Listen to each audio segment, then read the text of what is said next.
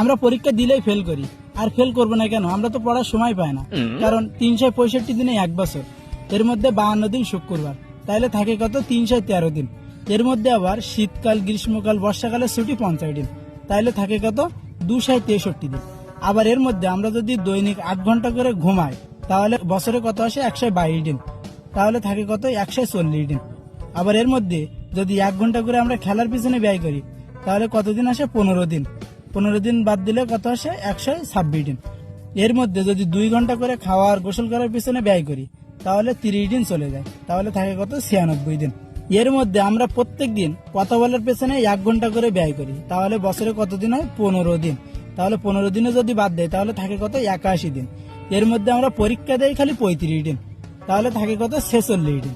এর মধ্যে ঈদ আছে, বিভিন্ন উৎসব আছে, কনসার্ট আছে, এইসব জায়গায় যেতে যেতে আমাদের 40 দিন চলে যায়, তাহলে আর থাকে কয়দিন? মাত্র 6 দিন।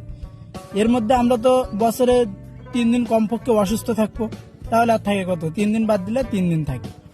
এই 3 দিনের মধ্যে আমরা ঘুরতে যাবো আবার কমপক্ষে 2 দিন, তাহলে থাকে কত? 1 দিন। এমন কি মনে হচ্ছে 1 দিন আমাদের পড়ার সময় থাকে না? জন্মদিন কোথায় যাবে? আমরা তো জন্মদিন পালন করবো নাকি? তার মানে জন্মদিনেও 1 দিন চলে যায়, তার মানে আমাদের পড়ার সময় পায় না। তো তাহলে আমরা পরীক্ষায় ফেল করবো না কেন? এই জন্য আমরা পড়ার সময় পাই না বলে পরীক্ষায় ফেল করবো, ঠিক আছে?